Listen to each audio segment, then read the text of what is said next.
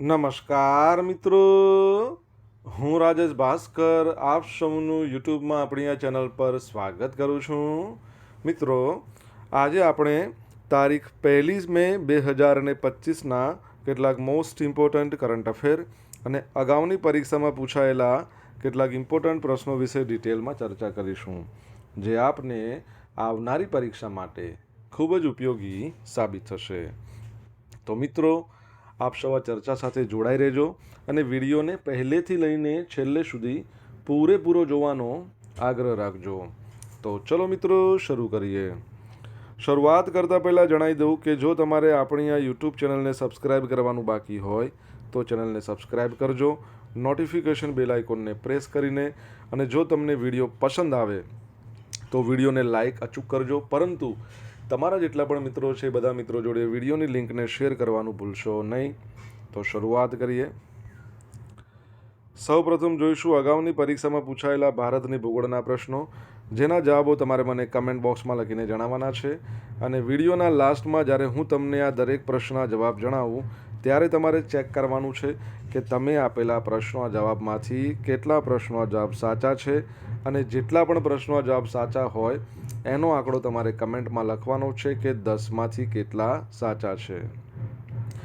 Daily GK ટેસ્ટમાં તમને ખબર છે કે આપણે રોજ 10 પ્રશ્નો પૂછીએ છીએ, એમાંથી 5 પ્રશ્નો ભારતની ભૂગોળના છે અને બાકીના જે 5 પ્રશ્નો છે એ ભારતના ઇતિહાસના પ્રશ્નો છે. તો તમે તમારા આન્સર આપો નીચે કમેન્ટ બોક્સમાં, અને હું આજના કરંટ અફેરનો પ્રથમ પ્રશ્ન છે એની શરૂઆત કરું છું. આજનો પ્રથમ પ્રશ્ન છે, તાજેતરમાં કયા સ્થળે રાજ્ય કક્ષાનો પર્યાવરણ સંરક્ષણ એવોર્ડ 2025 કાર્યક્રમ યોજાયો? તો જવાબ આવશે ગાંધીનગર ખાતે. કઈ જગ્યાએ? ગાંધીનગર ખાતે. તો તારીખ 27 એપ્રિલના રોજ પર્યાવરણ સંરક્ષણને વધુ પ્રોત્સાહન આપવાના હેતુ સાથે ગાંધીનગર ટાઉન હોલ ખાતે રાજ્ય કક્ષાના પર્યાવરણ સંરક્ષણ એવોર્ડ 2025ના કાર્યક્રમનું આયોજન કરવામાં આવ્યું હતું. તો મિત્રો, 27 એપ્રિલ રવિવારના રોજ પર્યાવરણ સંરક્ષણને વધુ પ્રોત્સાહન આપવાના હેતુ સાથે ગાંધીનગર ટાઉન હોલ છે ત્યાં રાજ્ય કક્ષાના પર્યાવરણ સંરક્ષણ એવોર્ડ 2025ના કાર્યક્રમનું આયોજન કરવામાં આવ્યું હતું. આ કાર્યક્રમમાં રાજ્યના જિલ્લાના હું છું પર્યાવરણ સંરક્ષક આ અભિયાનમાં સ્વયંભૂ રીતે જોડાઈને પ્રકૃતિના સંરક્ષણ સંવર્ધન એના માટે વિશિષ્ટ યોગદાન આપનાર કુલ 2525 પર્યાવરણ પ્રેમીઓ શિક્ષકોને શિલ્ડ અને પ્રમાણપત્ર આપીને સન્માનિત કરવામાં આવ્યા હતા. માધવ ચેરિટેબલ ટ્રસ્ટ કપડવંજ, બ્રહ્મ સમાજ સેવા trust Mehsana, Ananta education campus અને વેદ ઇન્ટરનેશનલ સ્કૂલ સરગાસણ એના દ્વારા સમગ્ર કાર્યક્રમનું આયોજન કરવામાં આવ્યું હતું. ઓકે, તમારા માટે એક પ્રશ્ન છે, વિશ્વ પર્યાવરણ દિવસ આપણે ક્યારે મનાવીએ છીએ? જો તમને જવાબ આવડતો હોય તો કમેન્ટ બોક્સમાં લખીને જણાવો. આપણા ગુજરાતના પર્યાવરણ મંત્રી છે મુળુભાઈ બેરા. કેન્દ્રમાં વન પર્યાવરણ મંત્રાલયના મંત્રી છે ભૂપેન્દ્ર યાદવ. યાદ રાખજો. દર વર્ષે આંતરરાષ્ટ્રીય મજૂર દિવસ ક્યારે ઉજવવામાં આવે છે? તો મિત્રો, 1 મેના રોજ, એટલે કે આજનો દિવસ છે આંતરરાષ્ટ્રીય મજૂર દિવસ. તો દર વર્ષે 1 મેના રોજ વિશ્વભરમાં આંતરરાષ્ટ્રીય મજૂર દિવસ મનાવવામાં આવે છે. આ દિવસ મજૂરોના અધિકાર વિશે જાગૃતિ ફેલાવવા, તેમની સિદ્ધિઓ છે એને ચિહ્નિત કરવા આ દિવસ ઉજવવામાં આવે છે. આ દિવસ ઉજવવાનો હેતુ સમગ્ર વિશ્વમાં આર્થિક સામાજિક અધિકારો પ્રાપ્ત કરવા માટે કામદારોના બલિદાનને શ્રદ્ધાંજલિ આપવાનો છે. ભારતમાં 1 મે 1923ના રોજ હિન્દુસ્તાનની મજૂર કિસાન પાર્ટી એના દ્વારા, હવે મદ્રાસમાં, એટલે કે હવે ચેન્નઈ કહે છે ને મદ્રાસને, તો મદ્રાસમાં પ્રથમ વખત, એટલે કે ચેન્નઈમાં આ મજૂર દિવસ છે એ ઉજવવામાં આવ્યો હતો, જેને મે દિવસ પણ કહેવાય છે. ભારત પ્રથમ વખત હિન્દીમાં મજૂર દિવસને કામગર દિન અથવા તો આંતરરાષ્ટ્રીય શ્રમિક દિવસ તરીકે, મરાઠીમાં કામદાર દિવસ, તમિલમાં ઉઝાઈ પાલર નાલ તરીકે ઓળખવામાં આવે છે. બરાબર છે? તો યાદ રાખજો. આગળ વધીએ. અહીંથી એક પ્રશ્ન તમારા માટે. અહીંયા આપણે વાત કરી છે કિસાન પાર્ટી, મજૂર કિસાન પાર્ટી. આપણા ભારતમાં કિસાન દિવસ ક્યારે મનાવીએ છીએ? કમેન્ટ બોક્સમાં લખો ને. ગુજરાત ગૌરવ દિવસ 1 મે. તો મહાગુજરાત આંદોલન એ દ્વિભાષી બૃહદ મુંબઈ રાજ્યમાંથી ગુજરાતી ભાષા બોલતા લોકો માટે અલગ ગુજરાત રાજ્ય એના માટે 1956માં શરૂ થયેલા એક રાજકીય આંદોલન હતું. 1960ની 1 મેના દિવસે ગુજરાત અને મહારાષ્ટ્ર બે અલગ અલગ રાજ્યોની સ્થાપના થઈ. એ દિવસની ગુજરાત સ્થાપના દિન તરીકે ઉજવણી કરવામાં આવે છે. સૌપ્રથમ ગુજરાતનું પાટનગર અમદાવાદ હતું, ત્યારબાદ ગાંધીનગરને ગુજરાતનું પાટનગર બનાવવામાં આવ્યું. ગુજરાતના સ્થાપના દિવસને ગુજરાત ગૌરવ દિવસ તરીકે પણ ઉજવવામાં આવે છે. ગુજરાતના સૌપ્રથમ મુખ્યમંત્રી જીવરાજ મહેતા અને ગવર્નર હતા મહેંદી નવાઝ જંગ. હાલમાં ગુજરાતના જે સીએમ છે ભૂપેન્દ્રભાઈ પટેલ અને ગવર્નર છે આચાર્ય દેવવ્રત, જેઓ 19મા નંબરના છે. વિસ્તારની દ્રષ્ટિએ ગુજરાત ભારતનું 5મું સૌથી મોટું રાજ્ય છે. વસ્તીમાં 9મું છે. ભારતમાં સૌથી વધારે દરિયા કિનારો 2340 કિલોમીટર. તમને ખબર છે ને, દરિયા કિનારો પહેલાં 1600 કિલોમીટર તો હવે વધીને 2340 કિલોમીટર થયો છે. વિશ્વની સૌથી ઊંચામાં ઊંચી સ્ટેચ્યુ છે સ્ટેચ્યુ ઓફ યુનિટી, 182 મીટર અથવા તો 597.113 ફૂટ, જે નર્મદા જિલ્લાના સાધુ બેટમાં આવેલી છે. બરાબર. અહીંથી એક પ્રશ્ન, આલિયા બેટ ક્યાં આવેલો છે? તમને આન્સર આવડતો હોય તો કમેન્ટ બોક્સમાં લખીને જણાવજો.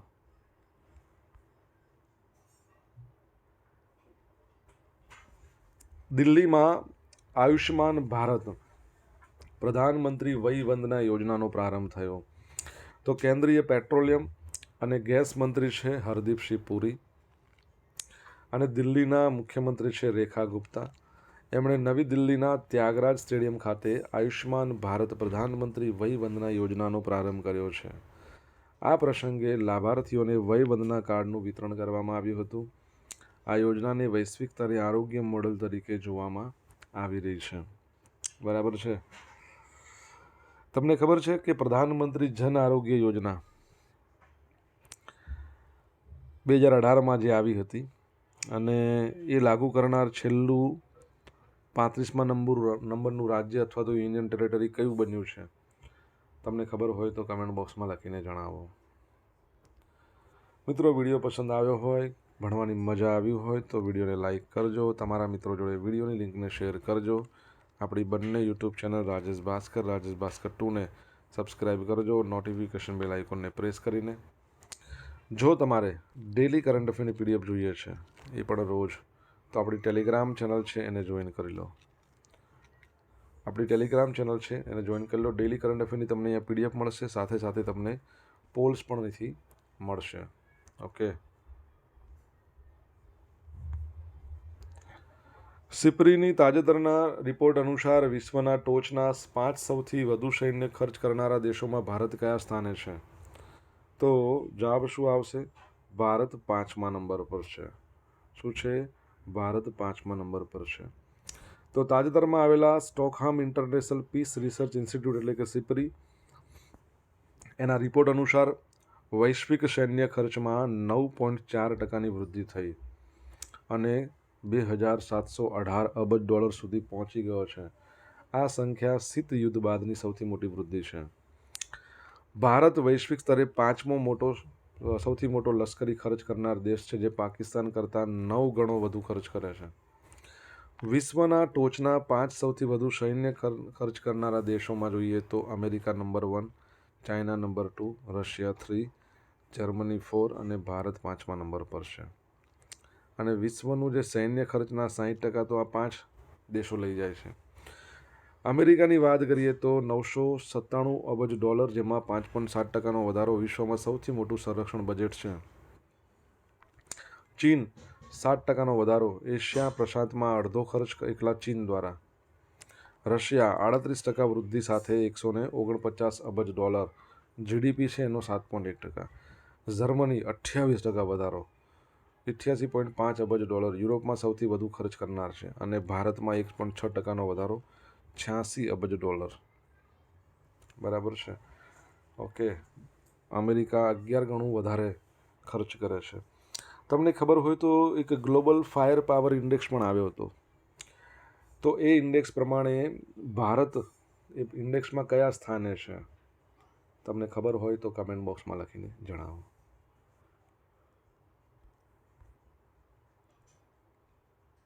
તાજેતરમાં ગુજરાતના કયા જિલ્લાના મહિલા સરપંચ ડૉક્ટર બીના રાઠવાને બેસ્ટ લર્નરનો એવોર્ડ આપવામાં આવ્યો છે? તો છોટાઉદેપુરના છે એમને. તો છોટાઉદેપુર જિલ્લો, ડુંગરવાટ જૂથ ગ્રામ પંચાયત, એના મહિલા સરપંચ ડૉક્ટર બીના રાઠવા.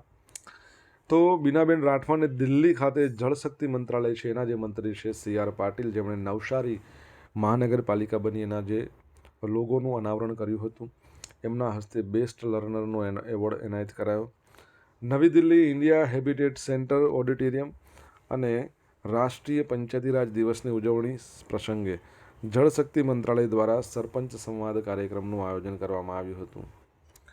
દિલ્હી સ્થિત આયોજિત આ કાર્યક્રમમાં વિવિધ ક્ષેત્રે ઉત્કૃષ્ટ કામગીરી કરનારા 29 સરપંચને એવોર્ડથી સન્માનિત કરવામાં આવ્યા.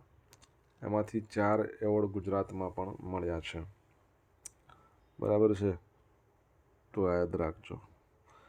છોટાઉદેપુરની વાત કરીએ, ગુજરાતમાં સૌપ્રથમ GI ટેગ છોટાઉદેપુરના ફર્નિચર, સંખેડાના ફર્નિચરને મળ્યો હતો. છોટાઉદેપુરમાં એક ગામ છે જે ગામમાંથી નર્મદા નદી આપણા ગુજરાતમાં પ્રવેશે છે. તમારે એનું નામ કહેવાનું છે. બેસ્ટ ટુરિઝમ વિલેજ અંતર્ગત હેરિટેજ ક્ષેત્રમાં એને એવોર્ડ પણ આપવામાં આવ્યો હતો આપણા કેન્દ્રીય પર્યટન વિભાગ દ્વારા. ઓકે.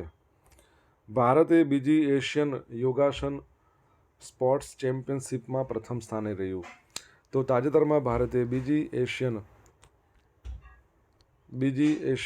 યોગાસન સ્પોર્ટ્સ ચેમ્પિયનશિપમાં ઐતિહાસિક પ્રદર્શન કર્યું. 83 ગોલ્ડ મેડલ જીતીને યોગિક રમતોમાં પોતાનું વૈશ્વિક નેતૃત્વ ફરીવાર સ્થાપિત કરી દીધું છે. ક્યાં યોજાયો હતો? તો નવી દિલ્હી છે એના કેડી જાધવ અરેના, ત્યાં આયોજન કરવામાં આવ્યું હતું. 21 દેશોના ખેલાડીઓ અહીંયા એકઠા થયા હતા. ભારત મેડલ ટેલીમાં ટોચના નંબર પર, જાપાન 3 ગોલ્ડ 3 સિલ્વર અને 4 બ્રોન્ઝ સાથે બીજા નંબર પર. ત્યારબાદ મોંગોલિયા, ઓમાન, નેપાળ એ બધા ટોચના 5 રાષ્ટ્રો કહી શકાય. યોગની વાત કરી છે. તમને ખબર છે આંતરરાષ્ટ્રીય યોગ દિવસ ક્યારે મનાવવામાં આવે છે? આન્સર આવડતો હોય તો કમેન્ટ બોક્સમાં લખીને જણાવો. સોશિયલ મીડિયાના માધ્યમથી તમે મારી જોડે કનેક્ટ રહી શકો છો. મારું ઇન્સ્ટા આઈડી છે rajesh.i.bhaskar. મારું ફેસબુક આઈડી છે RI ભાસ્કર. અને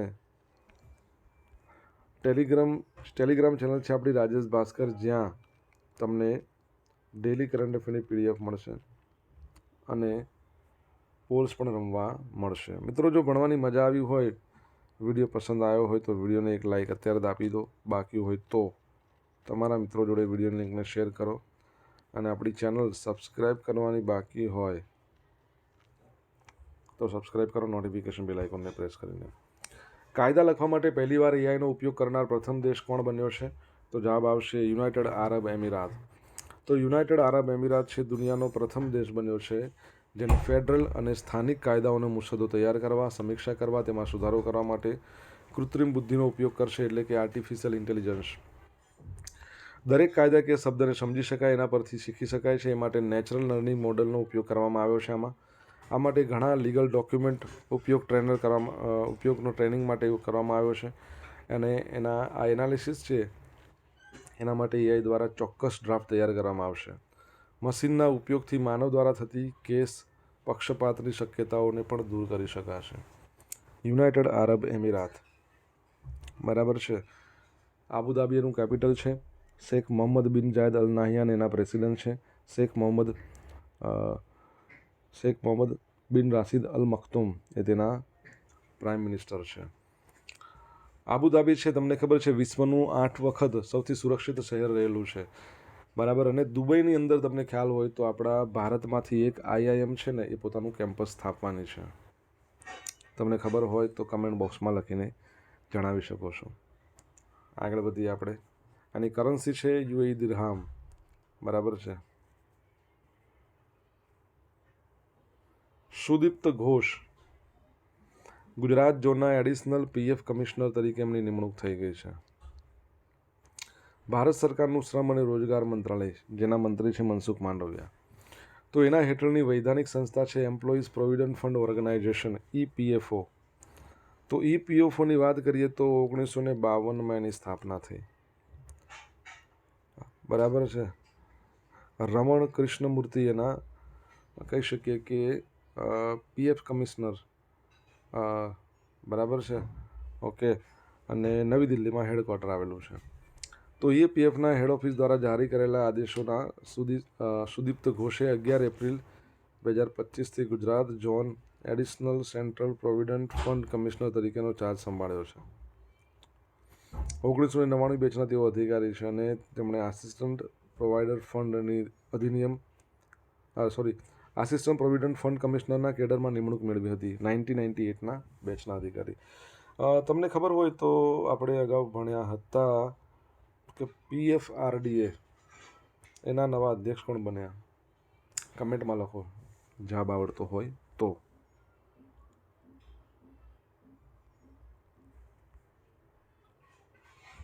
હવે મિત્રો જોઈશું અગાઉની પરીક્ષામાં પૂછાયેલા ભારતની ભૂગોળના પ્રશ્નો. પહેલો પ્રશ્ન, ભારતમાં નીચે દર્શાવેલી ભાષા સમૂહમાંથી કયો ભાષા સમૂહ સૌથી વધારે છે?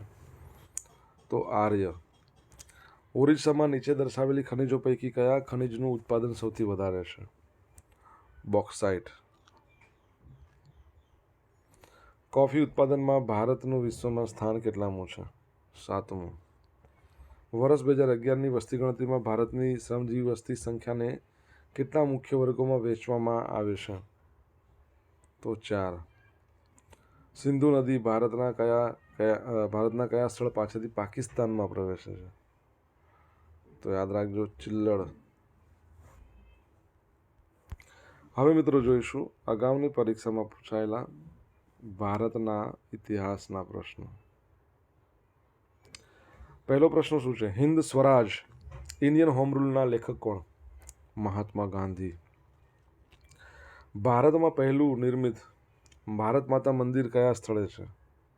વારાણસી. ભારતની સ્વતંત્રતા બાદ પ્રિવી પર્સ કોની સાથે સંકળાયેલા હતા? શું આવશે? તો ભૂતપૂર્વ રાજાઓ. 1857ના સ્વાતંત્ર્યના યુદ્ધના એ નેતાઓ કોણ હતા જેમની ધરપકડ મિત્રએ દગાખોરથી કરાવેલ અને અંગ્રેજો દ્વારા એમને મૃત્યુદંડ આપવામાં આવ્યો હતો? તો જવાબ આવશે Tatya Tope. An introduction of the dreamland આ પુસ્તકના લેખક? તો ભગતસિંહ. કોણ છે? ભગતસિંહ. 23 માર્ચના રોજ એમને ફાંસી આપવામાં આવી હતી 1931માં, જેને શહીદ અથવા તો શહીદી દિવસ કહેવાય છે ભારતમાં. બીજો શહીદ દિવસ છે 30 જાન્યુઆરી, ગાંધીજીની હત્યા કરવામાં આવી હતી એ 1948. હવે મિત્રો ગઈકાલે પૂછેલા પ્રશ્નનો જવાબ જોઈ લઈએ. પહેલો પ્રશ્ન, ગુજરાતનું પ્રથમ ગોલ્ડ ATM ક્યાં શરૂ કરવામાં આવ્યું? સુરતમાં. સેકન્ડ પ્રશ્ન છે, કયા દેશે ક્રાંતિકારી પ્રકારના હાઇડ્રોજન બોમ્બનું પરીક્ષણ કર્યું છે? તો ચાઇનાએ કર્યું છે. કોણે કર્યું છે? ચાઇનાએ. હવે મિત્રો આજે પૂછેલા પ્રશ્નનો જવાબ જોઈ લઈએ. પહેલો પ્રશ્ન, વિશ્વ પર્યાવરણ દિવસ આપણે દર વર્ષે ક્યારે મનાવવામાં આવે છે? 5મી જૂન. ભારતમાં કિસાન દિવસ ક્યારે મનાવવામાં આવે છે? 23મી ડિસેમ્બર. ત્રીજા નંબરનો પ્રશ્ન, આલિયા બેટ ક્યાં આવેલો છે? નર્મદા જિલ્લામાં. ચોથા નંબરનો પ્રશ્ન હતો, PM પ્રધાનમંત્રી જન આરોગ્ય યોજના છે એમાં છેલ્લું રાજ્ય અથવા યુટી જોડાયું છે દિલ્હી. 5મા નંબરનો પ્રશ્ન, ગ્લોબલ ફાયર પાવર ઇન્ડેક્સમાં ભારત ચોથા નંબર પર. 5મા નંબરનો પ્રશ્ન આવી ગયો. ઓકે. હવે 6ઠ્ઠા નંબરનો પ્રશ્ન છે, આંતરરાષ્ટ્રીય યોગ દિવસ ક્યારે આપણે મનાવીએ છીએ? 21મી જૂન. 5, 6, 7. 7મા નંબરનો પ્રશ્ન,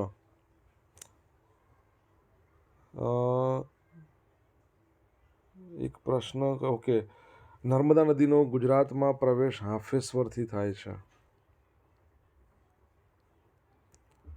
9મા નંબરનો પ્રશ્ન શું હતો? PFRDAના નવા અધ્યક્ષ આવ્યા છે, શું નામ છે એમનું?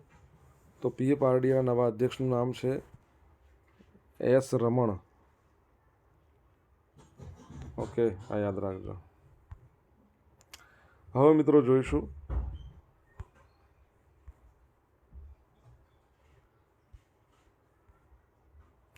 ગઈકાલના કરંટ અફેરમાંથી પૂછેલા કેટલાક ઇમ્પોર્ટન્ટ પ્રશ્નો જેના જવાબો તમારે કમેન્ટમાં લખવાના. પહેલો પ્રશ્ન, તાજેતરમાં ગુજરાત સ્ટેટ ફૂટબોલ એસોસિએશન દ્વારા ગુજરાત સુપર લીગની કઈ સિઝનના આયોજનની જાહેરાત કરવામાં આવી? સેકન્ડ પ્રશ્ન, આઈપીએલ ઇતિહાસમાં બીજી સૌથી ઝડપી સદી ફટકારનાર કોણ છે? જવાબ આવડે તો કમેન્ટ બોક્સમાં લખીને જણાવજો. તો મિત્રો, આ હતા આજના દિવસના કેટલાક મોસ્ટ ઇમ્પોર્ટન્ટ કરંટ અફેર. સાથે આપણે જોયું અગાઉની પરીક્ષામાં પૂછાયેલા ઇમ્પોર્ટન્ટ પ્રશ્નો, એના જવાબોની સાથે. આશા રાખું બધાને ભણવાની મજા આવી હશે. મજા આવી હોય તો વિડીયોને લાઇક કરો, તમારા મિત્રો જોડે વિડીયો લિંકને શેર કરો. આપણી બંને યુટ્યુબ ચેનલ રાજેશ ભાસ્કર 2ને સબસ્ક્રાઇબ કરો, નોટિફિકેશન બેલ આઇકોનને પ્રેસ કરીને. તો મિત્રો, thank you so much for watching this video. Have a nice day. Jai Hind, જય ભારત, જય જય ગરવી ગુજરાત.